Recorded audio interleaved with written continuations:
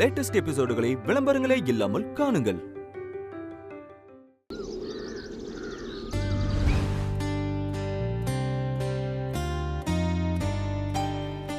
மேடி,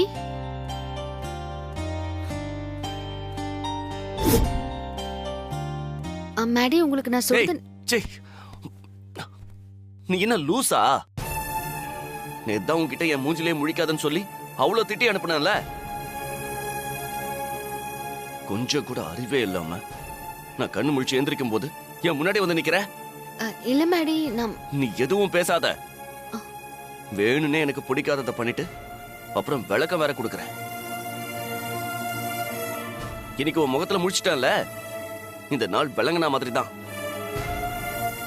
இன்னைக்கு நார்மலா நடக்கிற நல்ல விஷயம் கூட தப்பு தப்பா நடக்க போகுது. இன்னும் ஏடி நின்னுகிட்டு இருக்க? போய் தொலை முதல்ல. போன்னு சொல்றல, நீ போமாட்டல, நானே போய் தொலைறேன். தள்ளு.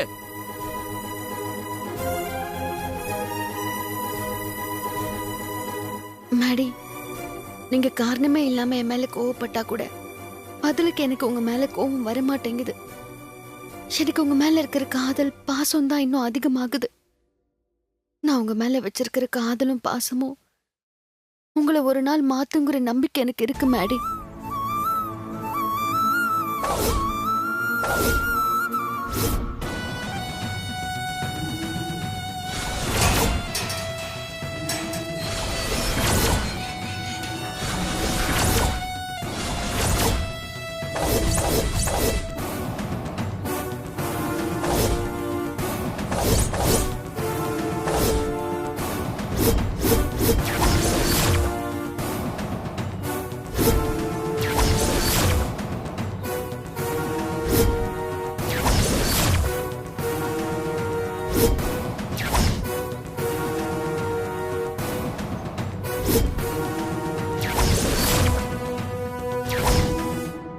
பூமிகா என்ன பர்தா போட்டுட்டு வீட்டுக்குள்ள வா, கல்பனா அம்மா வீட்டு ஆளுங்க யாருன்னு கேட்டா நான் சமாளிச்சுக்கிறேன்னு சொன்னா.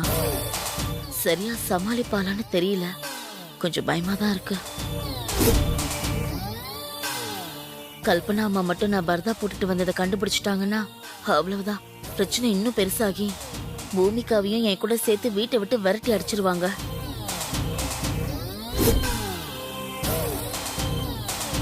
அது நடக்கவே கூடாது, யாரும் எங்களை கண்டுபிடிச்சிடவே கூடாது.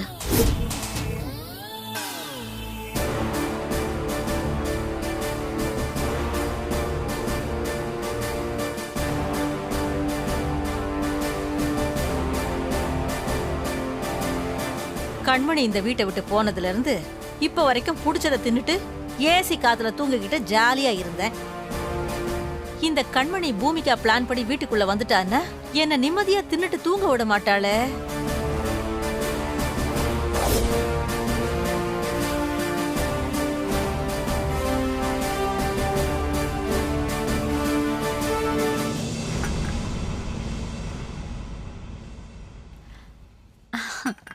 அம்மா, நான் ஆபீஸ் கிளம்புறேன். என்ன மேடி, ஆபீஸ் போறேன்னு சொல்லிட்டு நீ மட்டும் கிளம்பி வந்து நிக்கிற? எங்க உன் பொண்டாட்டியா காணோம்? அது வந்துமா, அத்தை.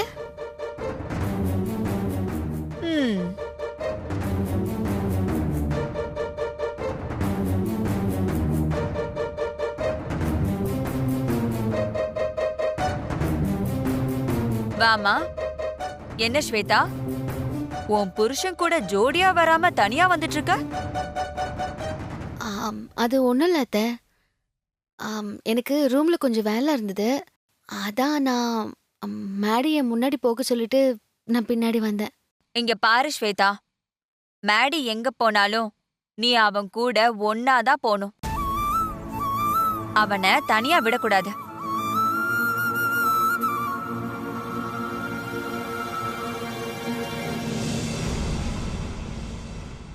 ஆபீஸ்ல கூட 2 பேரும் எப்பவும் ஒன்னா ஒத்துமையா எல்லா வேலையும் செய்யணும். அதான் எனக்கு சந்தோஷம்.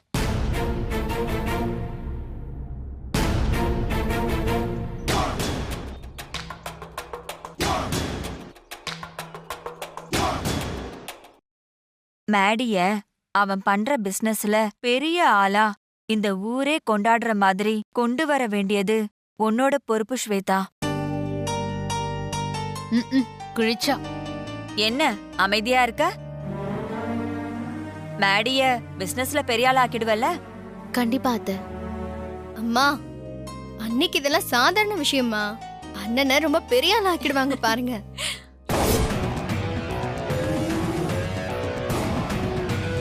சரி சரி, 2 பேரும் பத்திரமா போயிட்டு வாங்க. போங்க. ஓகே நாங்க வரோம் போயிட்டு அத்தை. வரோம். வரேன் பிரீத்தி.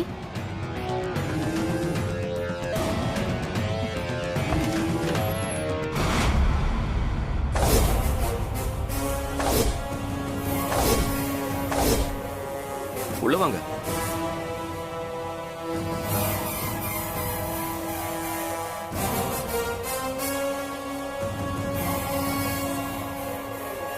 யாரா இருக்கும்?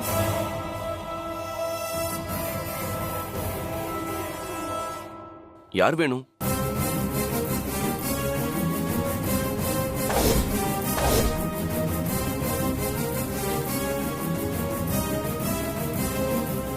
யார் நீங்க? அதை நான் சொல்றேன் ஆண்டி.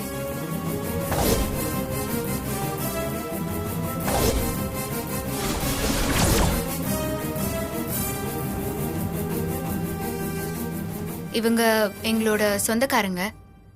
பேரு கத்தீஜா பேகம். என்ன பார்க்க வந்திருக்காங்க. கொஞ்ச நாள் இங்கதான் இருக்க போறாங்க.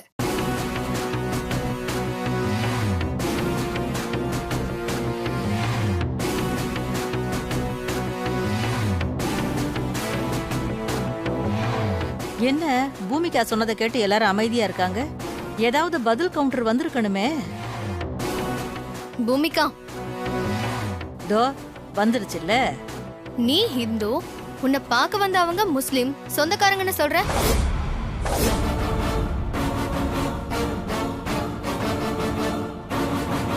செம்ம லாஜிக்கான கொஸ்டின்.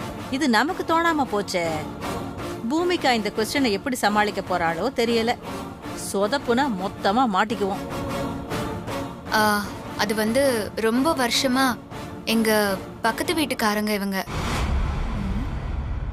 நாங்க இவங்கள எங்க சொந்தக்காரங்க மாதிரி தான் பாக்குறோம். அதான் அப்படி சொன்னேன். பக்கத்து வீட்டுக்காரங்கன்னா எப்படி? எத்தனை வருஷமா உங்களுக்கு பழக்கம்? ஒரு 10-15 வருஷமா பழக்கம். 10 15 சரியா சொல்லு. 15 வருஷம்.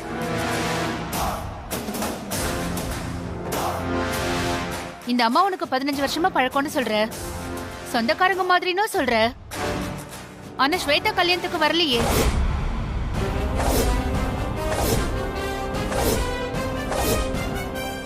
இப்ப என்ன சொல்ல போறா? அப்போ இவங்க வெளியூர் போயிருந்தாங்க. சமாளிச்சிட்டா. வெளியூர்னா எங்க? விவரமா சொல்லுங்க. இவள ஹஜ் யாத்திரைக்கு போயிருந்தாங்க. சும்மா சொல்லக்கூடாது. பூமிகா அவங்க கேள்வி எல்லாம் செமையா சமாளிக்கிறா. அர்ஜுனா, இங்க பாருங்க, சும்மா கேள்வி மேல கேள்வியா கேட்டுட்டு இருக்காதீங்க. இந்த வீட்டுக்கு எத்தனையோ கெஸ்ட் எல்லாம் வந்துட்டு போயிட்டு இருக்காங்க. அவங்களெல்லாம் நான் இப்படி துருவி துருவி தான் கேள்வி கேட்டுட்டு இருக்கேனா? ஏன் என்ன பார்க்க கெஸ்ட் வந்தா மட்டும் இந்த குடும்பமே சேர்ந்து இப்படி விசாரிக்கிறீங்க?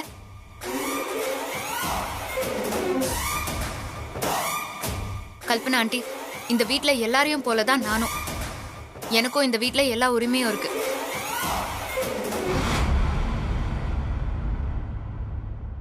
எங்க அம்மாவை தான் இந்த வீட்டு பக்கமே வரக்கூடாதுன்னு சொல்லிட்டீங்க. நாங்க ஒன்னும் சும்மா சொல்லல. உங்க அம்மா பண்ண தப்பு அப்படி. சரி, எங்க அம்மா பண்ணது தப்பு தான். அதுக்குதான் எங்க அம்மாவை இந்த வீட்டு பக்கமே வரக்கூடாதுன்னு சொல்லிட்டீங்கல்ல. அதோட எல்லாம் முடிஞ்சு போச்சு. இப்போ இங்க வந்திருக்கிறது ஒன்னும் எங்க அம்மா இல்லையே, என்னோட சொந்தக்காரங்க தானே. அடி பாவி, என்னம்மா போய் சொல்றா? இந்த லூசங்களும் மரமண்டைங்களாட்ட நிக்குதுங்க.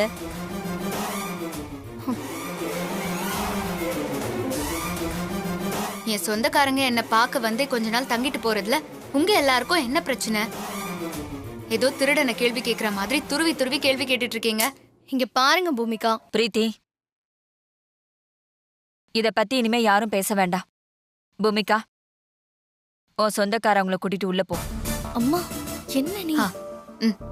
வாங்க. விடு. ஸ்வேதா, அத்தை. நீங்க ஆபீஸ் கிளம்புங்க. சரிம்மா, நாங்க சரி போயிட்டு அத்தை. வரோம்.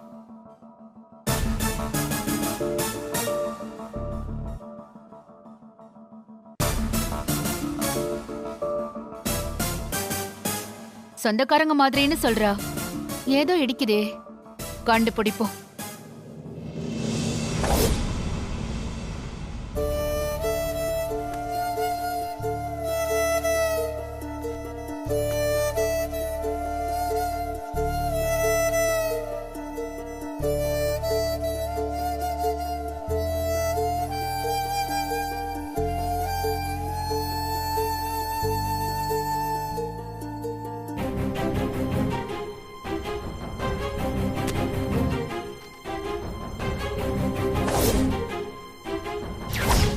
ஆபீஸ்ல கூட 2 பேரும் எப்பவும் ஒன்னா ஒத்துமையா தான் எல்லா வேலையும் செய்யணும். அதான் எனக்கு சந்தோஷம். அம்மா ஸ்வேதா கிட்ட ஆபீஸ்ல என் கூடவே இருக்கணும்னு சொல்றாங்க. இது இப்படியே போனா எனக்கு தான் ப்ராப்ளம். ஃபர்ஸ்ட் இதுக்கு ஒரு முடிவு காட்டணும். ஸ்வேதா இனிமே ஆபீஸ் பக்கமே வராம இருக்கிறதுக்கு நம்ம ஏதாவது பிளான் பண்ணியே ஆகணும்.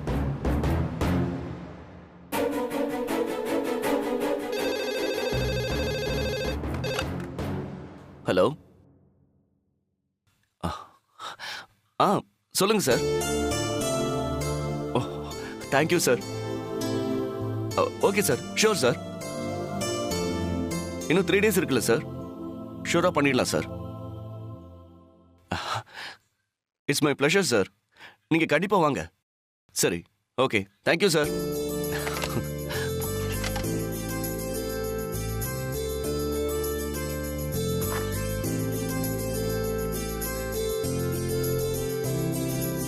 Hello everybody.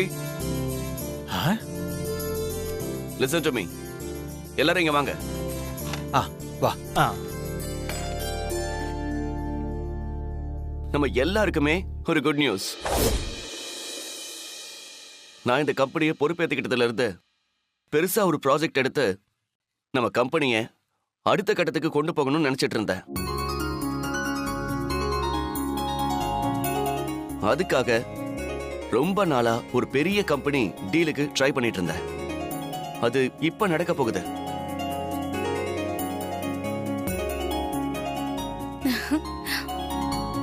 இன்னும் 3 நாள் கழிச்சு ஒரு பெரிய டாய் கம்பெனி நம்ம கம்பெனியோட டை அப் பண்ண நம்மள பார்க்க இன்ஸ்பெக்ஷனுக்கு வர போறாங்க. அதுவும் அந்த கம்பெனி எம்டியே வர போறாரு. அது மட்டும் இல்ல, அந்த கம்பெனி எம்டி என்கிட்ட ஒரு நியூ கான்செப்ட் டாய் டிசைன் கேட்டிருக்காரு. இன்னும் 3 நாளுக்குள்ள நம்ம எல்லாரும் சேர்ந்து அந்த டிசைனை பண்ணி முடிக்கணும். வர்ற கம்பெனி எம்டிக்கு நம்ம கம்பெனி அப்புறம் நம்ம பண்ண போற டிசைன் இதெல்லாம் பிடிச்சிருந்தா நம்ம கம்பெனி கூட அவங்க டை அப் பண்ணி பெரிய பெரிய ப்ராஜெக்ட்லாம் பண்ணுவாங்க. அது நம்ம கம்பெனியை அடுத்த கட்டத்துக்கு கொண்டு போகும். சார், இன்னைக்கு காலையில நீங்க ஒரு நல்ல முகத்துல முழிச்சிருக்கீங்க சார். அதனாலதான் இன்னைக்கு எல்லாமே உங்களுக்கு நல்லதாவே நடக்குது.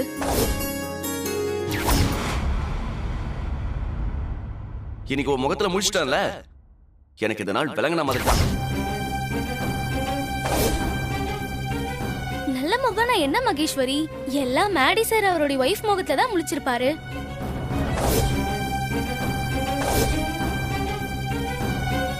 சரி சரி, எல்லாரும் போய் வேலையை பாருங்க.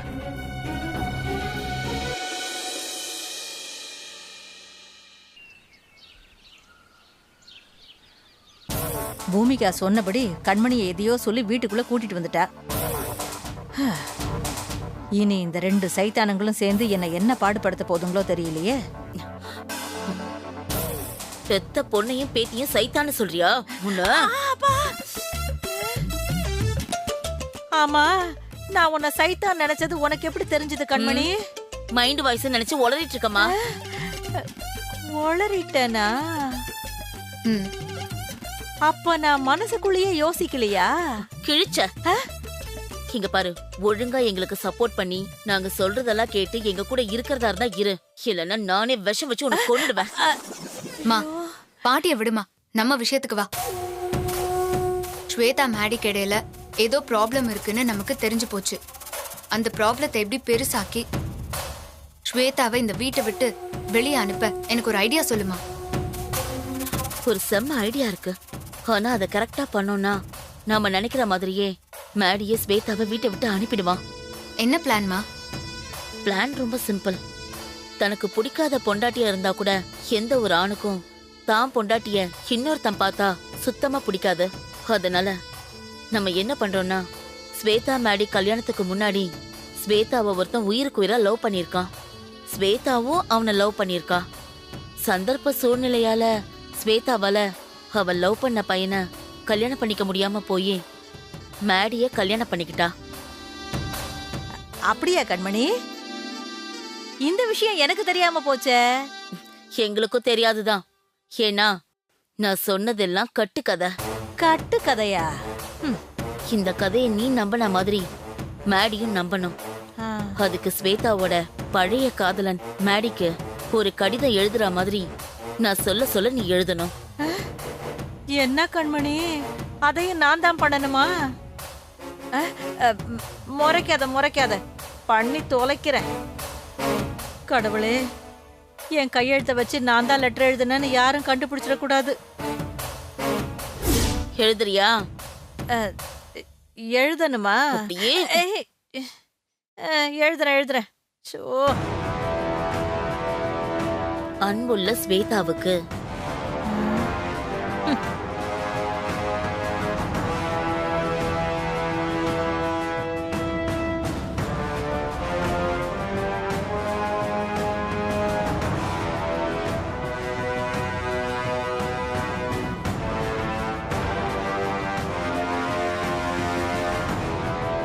கண்மணி, நீ சொன்னதை அப்படியே லெட்டர்ல எழுதிட்டேன். இந்தா. மா, இதையே என்கிட்ட கொடுக்குற? இந்த லெட்டரை கொண்டு போய் மேடி பேர்ல ரிஜிஸ்டர் போஸ்ட் பண்ணிடு. அப்பதான் இந்த லெட்டர் கரெக்டா மேடி கைக்கு போய் சேரும். சரி சரி. பாட்டி, ரிஜிஸ்டர் போஸ்ட் கவர்ல அவசரப்பட்டு ஃப்ரம் அட்ரஸ்ல உன் பேரை போட்டு தொலைச்சிடாத. அப்புறம் நாம மொத்தமா மாட்டிப்போம். ஏண்டி, இது கூடவா எனக்கு தெரியாது? நான் பாத்துக்கிறேன். இந்த லெட்டரை மேடி கையில கொண்டு போய் சேர்க்கறது என் பொறுப்பு.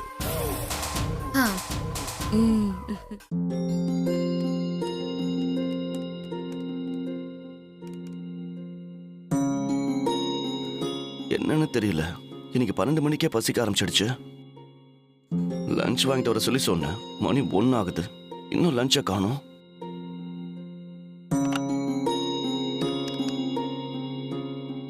மேனேஜர் சார், கொஞ்சம் உள்ள வாங்க. Yes sir. May come in sir. உள்ள வாங்க. சார் சொல்லுங்க சார். லஞ்ச் எங்க சார்? சார், உங்களுக்கு லஞ்ச் வாங்குறதுக்காக நம்ம ஆபீஸ் பாய் ஹோட்டலுக்கு போயிருக்காரு சார். இப்போ வந்துருவாரு. நான் லஞ்ச் வாங்கிட்டு வர சொல்லி 1 ஹவருக்கு மேல ஆச்சு. லஞ்ச் வாங்க போன ஆபீஸ் பாய்க்கு கால் பண்ணி சீக்கிரமா லஞ்சை வாங்கிட்டு வர சொல்லுங்க. Okay sir.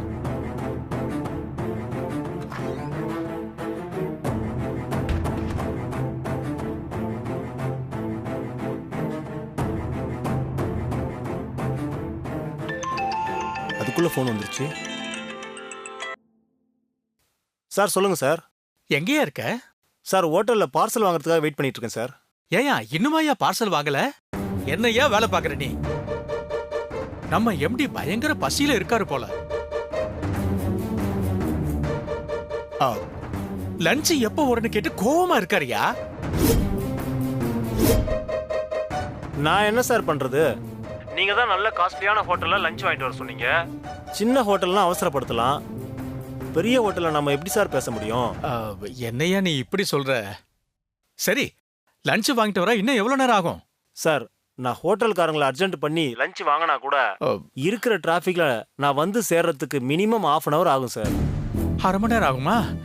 சுத்தம். எம்டி பசியில ஒரு வழி ஆக போறாரு.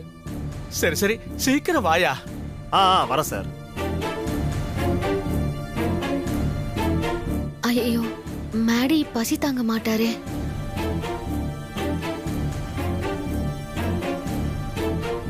லஞ்ச் எப்ப வரும்னே தெரியலையே.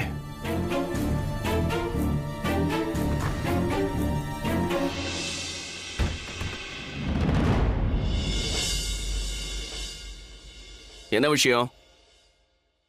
உங்களுக்கு லஞ்ச் எடுத்துட்டு வந்திருக்கேன், வாங்க சாப்பிடலாம். நம்ம வீட்டை தவிர வேற எங்கேயும் நீ சமைச்ச சாப்பாட்ட நான் சாப்பிட மாட்டேன்னு சொல்லிருக்கேன்ல. எனக்கு ஹோட்டல்ல இருந்து லஞ்ச் வருது, நீ கிளம்பு. ஹோட்டல்ல இருந்து சாப்பாடு வர்றதுக்கு இன்னும் 1/2 மணி நேரம் ஆகுமா? 1/2 மணி நேரமா? மேனேஜர் சார் ஆபீஸ் பாய் கிட்ட பேசிட்டு இருந்ததை நான் கேட்டேன். அது மட்டும் இல்ல, நான் இன்னைக்கு மீன் குழம்பு வச்சிருக்கேன், மீன் வறுத்திருக்கேன், அவிச்ச முட்டை எல்லாமே கொண்டு வந்திருக்கேன். வந்தீங்கன்னா சாப்பிடலாம், இல்லனா பரவாயில்ல. லஞ்ச் வர இன்னும் 1/2 hour ஆகுமா? அது வரைக்கும் பசி தாங்க முடியாதே. இவ வேற மீன் முட்டைன்னு சொல்லி எக்ஸ்ட்ரா பசியை தூண்டுறாளே. பேசாம வெக்கத்தை விட்டு போய் சாப்பிட்டுருவோமா? மேடி, நீங்க இன்னும் என்ன உங்க பொண்டாட்டிய நினைச்சு நான் கொண்டு வந்த லஞ்ச சாப்பிட வேண்டாம். ஒரு புரியுது, உன்னை ஒரு வேலைக்காரியா நினைச்சு நீ கொண்டு வந்த சாப்பாட சாப்பிடணும்னு சொல்ற, அதானே? ஆமா மேடி. சாப்பிட்டு தொலைற. ஏய் நில்லு, உன் சாப்பாடு எவ்வளவுன்னு சொல்லு, இப்பவே பணம் தரேன். அதை வாங்கிக்கிட்டு சாப்பாடு போடு. அப்புறம் நான் சாப்பிட்டதுக்கு அப்புறம் வேணும்னே என் பர்ஸ்ல இல்லாத பணத்தை எல்லாம் கேட்காத. உங்களுக்கு எவ்வளவு பணம் கொடுக்கணும்னு தோணுதோ அவ்வளவு கொடுங்க.